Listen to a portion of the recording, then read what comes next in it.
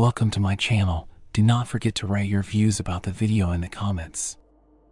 I'm a paranormal investigator as a hobby, been doing it for years and am in love with the science behind it.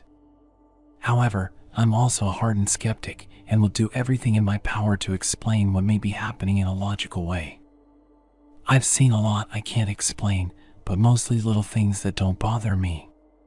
However, there have been a couple that have legitimately frightened me. I was out investigating an abandoned motel in the middle of the night out in the middle of the desert. It's just a random place that we found, no claims, no story behind it, just a random building about a 2-hour drive from any civilization. There were 5 of us there, and we spent a good bit of time inside. When you walked in, it was very obvious that people had been living there at one point, with food containers and trash nearly covering the floors. When exploring abandoned places like this, I am always armed. Ghosts can't hurt you, however people and animals can, and often people are far more frightening.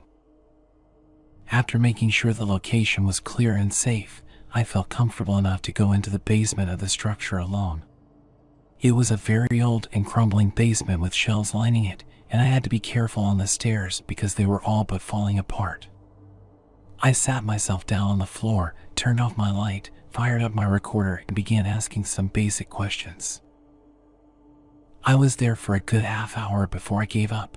Nothing was happening and I wanted to go back to the others. When I stood up, I suddenly began hearing rustling from the opposite corner of the basement, behind the shelves. I turned around and pointed my flashlight over there, but couldn't see anything as it continued. I reached down and grabbed a stone, throwing it into the corner to see if it was an animal, however it didn't stop. At that point I drew my firearm from my side and called out, letting whatever it was know that I was armed and that they needed to come out. Still, nothing changed. I got a call on my radio from my buddy asking where I was.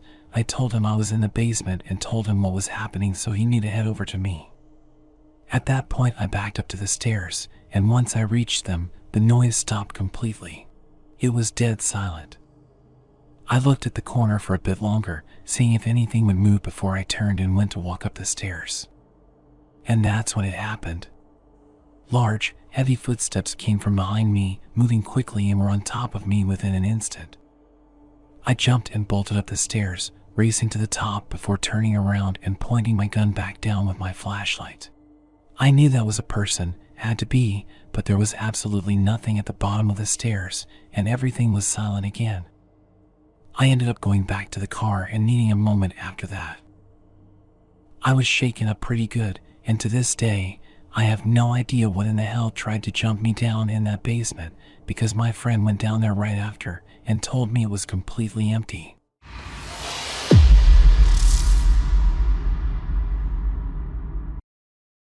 When I was maybe 13/14, my brother and I were both hanging out separately outside.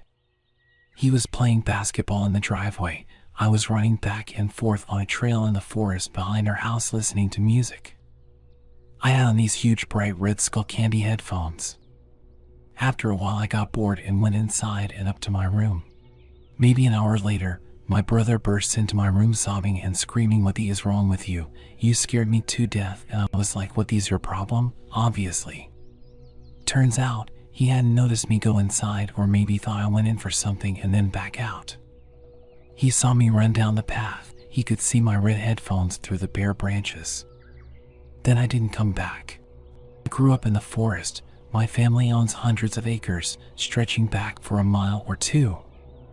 The main trail is an old logging road that goes only part of the way back before it becomes overgrown, and when we were little, the end of what we maintained was kind of a boundary set by our parents for us so we didn't get lost but could still be trusted to go into the woods and play alone.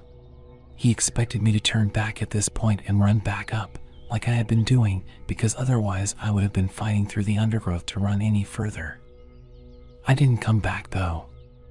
He started to get worried, or at the very least curious. It was winter and he was worried I tripped and twisted an ankle or something.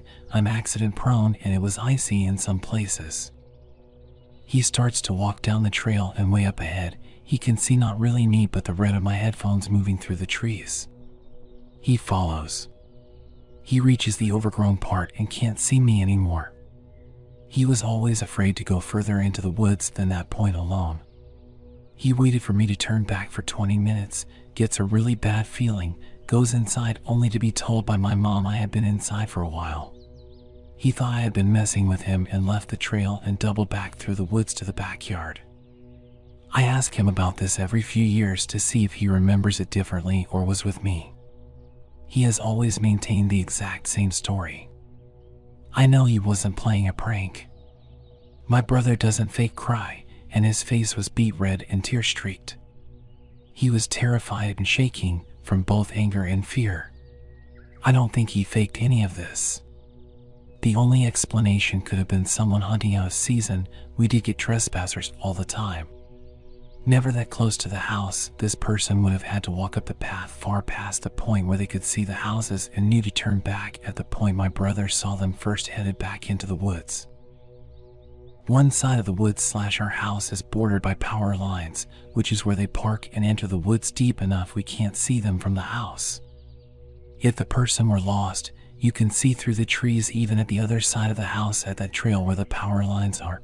The sky is open there and the light is brighter. You can see it through the trees from a distance. I used it to get my bearings when I got turned around exploring all the time. There was no reason for anyone to come that close to the house, even if it was a hunter. I'm also 5 feet tall and was a couple inches shorter then. It is a very particular height that my headphones would have been. A skinny short teenage girl does not have the silhouette of a hunter, and my brother knows what I look like from a distance. Still weirds me out. He felt like he was being lured out there by someone / something that intended him harm.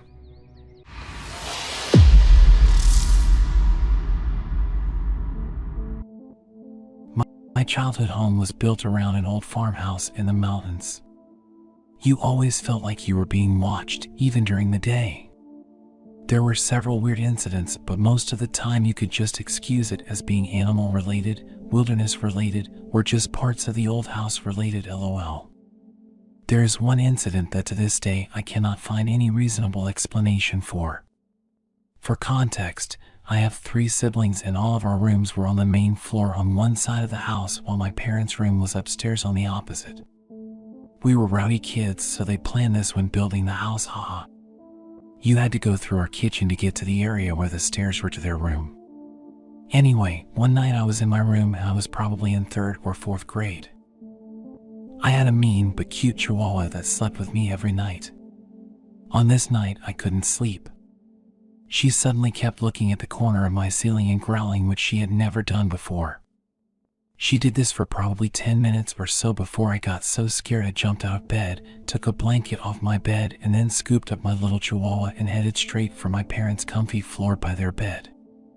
As I was literally running, I stopped dead in my tracks as I saw a little / teenage ghost girl in a white nightgown run from one side of the kitchen and disappear into the living room, which was dark. Now as an adult, I could say it was my imagination, but my dog that I was holding in my arms saw it. I know it sounds crazy, but our heads literally slowly turned at the same time as we both watched this girl who wasn't really a human run about 10 feet in front of us. How do you explain us both seeing this at the same time, BC? I honestly would love to know, LOL. I was frozen for a few seconds and my dog was looking into the living room, but it was so dark I couldn't see anything. I sprinted so fast up those stairs and woke my mom up, and of course she said it was a nightmare or whatever, but I never fell asleep or was even close to being asleep when this happened.